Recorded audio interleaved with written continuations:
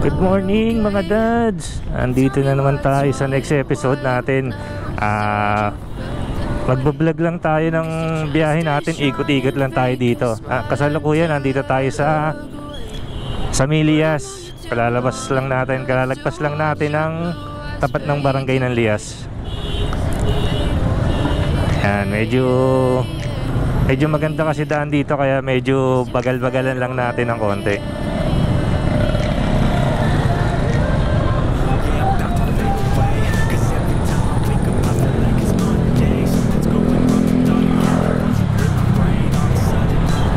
Okay mga dads, approaching na tayo dito sa bagong Pure Gold dito sa Milias. Kaka-open lang nito noong December 2.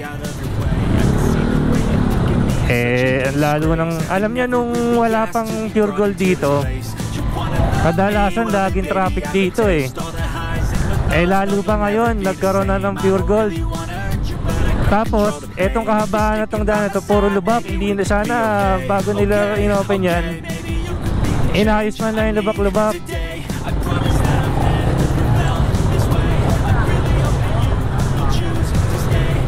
Yung sa may bandang unahan doon, yung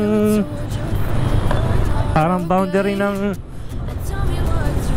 Lias at Ibayo, tinaasan. Sana nung sinarado yan, medyo sinabay na tong medyo lubak-lubak na yan.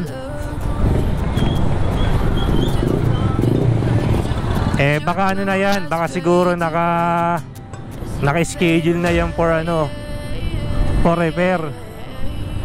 Hintayin na lang siguro natin.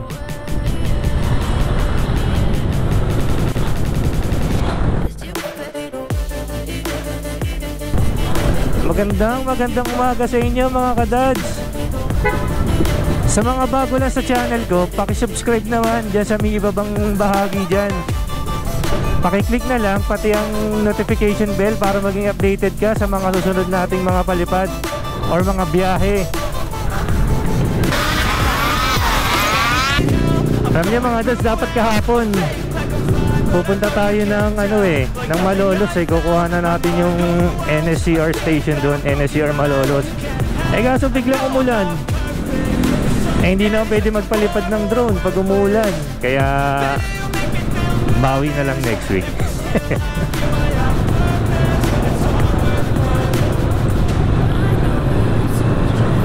Yan, ito yung sinasabi ko sa inyong bagong gawa. Tinaasan to sinarado yan. Sana sinabay man lang, kahit nilagyan man lang ng asfalto. Kung kumaga pansamantagal.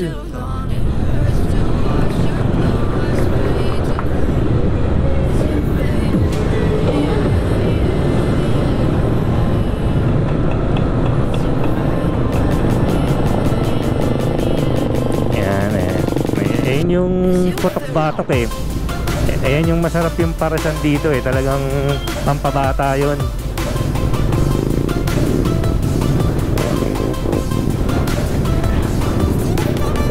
Yun, we're approaching SM Marilao.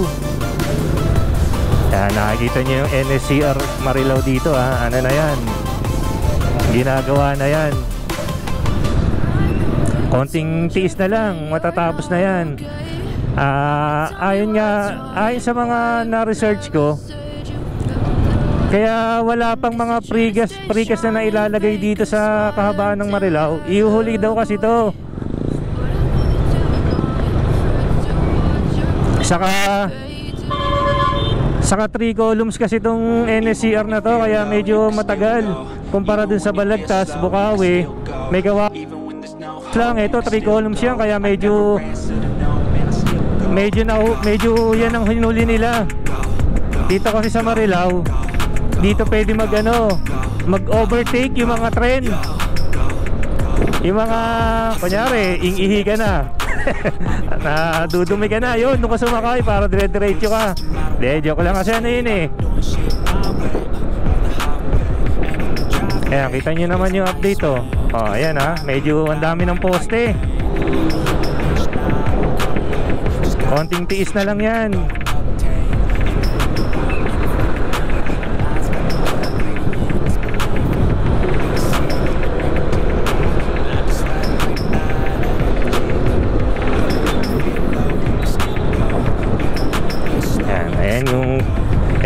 update dito. Tingnan nyo, ayan ha. Tuloy-tuloy lang ang paggawa niyan. Sana hindi yan matigil. Kumbaga, dire-diretso lang siya. Sana para guminhawa naman ang biyahe natin. Hindi na tayo makaranas ng traffic. Yan, banda naman dyan. Makikita nyo naman yung yung launching gantry ng Megawayan. Medyo malapit na yan sa Marilao. Mag-aabot na yan. Ayan, mag-aabot tuloy. Aabot na yan. Konting-konti na lang yan. Mula dun sa Megawayan Station papunta dito ng Malolos, yan na yung progress niya. Kita nyo naman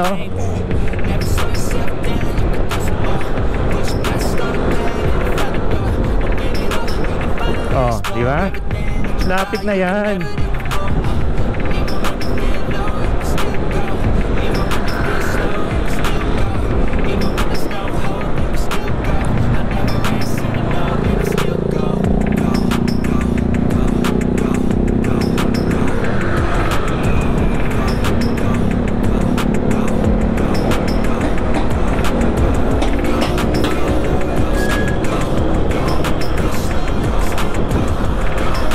Diba? Parang siya nakakapanibago sa paningin yan bigla ka makakita dyan sa left side dyan na may trend in the next may trend na dumadaan dyan. Bagong bago yan sa paningin namin dito sa mga taga Bulacan.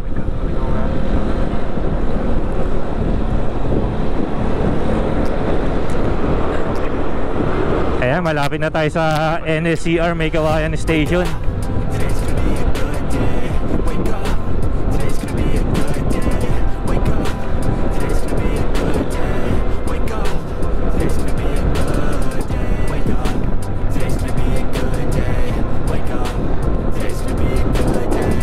Update ko lang yung sinabi ko na 2 columns ang Balagtas Bukawi. Hindi pa, 1 column lang yun. Ayan, katulad din sa Megawayan. Kung mapapansin nyo sa may left side, yung diba sa Megawayan Station, mayroon na siyang wall. Ang tawag yan parapet walls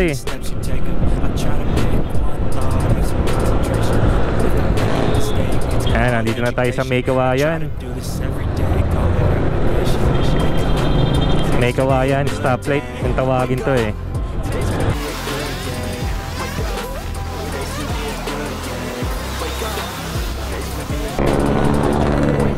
Yun, nandi sa kanan natin ang Bangkok Makati. Shoutout sa mga dati nating kasamahan dyan. Kamusta na kayo dyan? Balita ko nagkabigayan na. Wala bang dyan? Wala bang blowout dyan?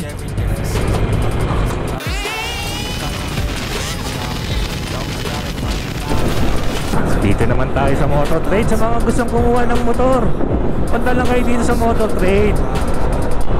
So dito sa Motor Trade, ayos ka dito, alaga ka dito. Yan ang dito lang yan sa Motor Trade.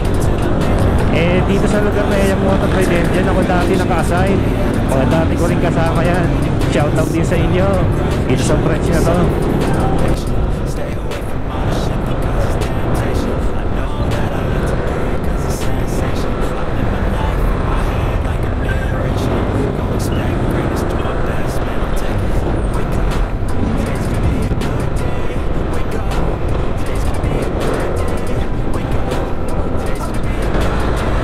Nga pala mga dads, andito na tayo sa Valenzuela. Ikaw kapag dadaan kayo dito sa Valenzuela, wag na wag kayong dadaan dito sa bike lane kung ayaw nyo matikitan kayo. Pwede ka naman dumaan sa bike lane, kunyari magte-turn right ka, kaya katulad nito, di ba? Pwede ka mga 100 or 50 to 100 meters, pwede kang dumaan, basta dito ka liligo.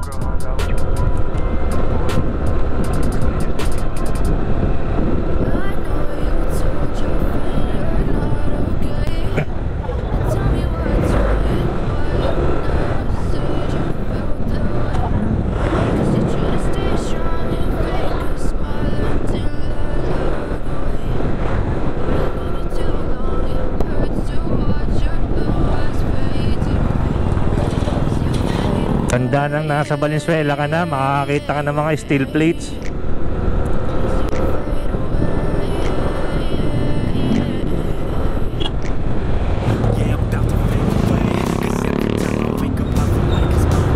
Nagmamandid yung kamay ko. Matagal na kasi ako hindi nakakapagmotor eh. Yan, dito tayo dumaan sa San Roque. Itutur ko kayo, dito yan. Dito yan sa Valenzuela.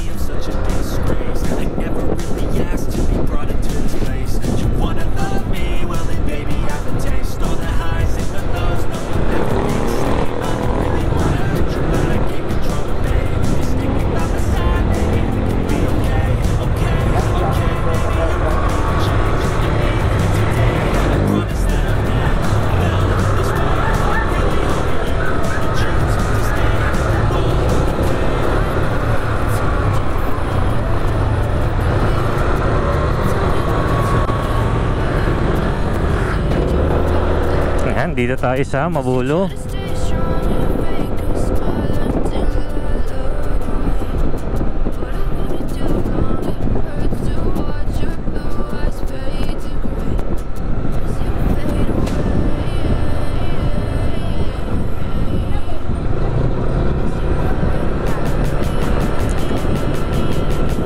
Shoutout kina kuya, nagbabandi.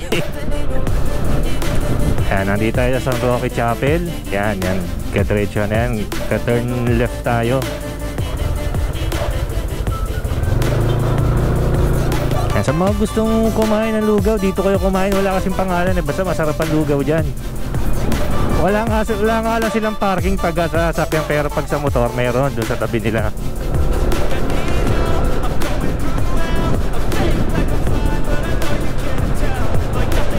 Sa turn right sana tayo kaso ginagawa ang daan dito eh. Kaya dito tayo ngayon.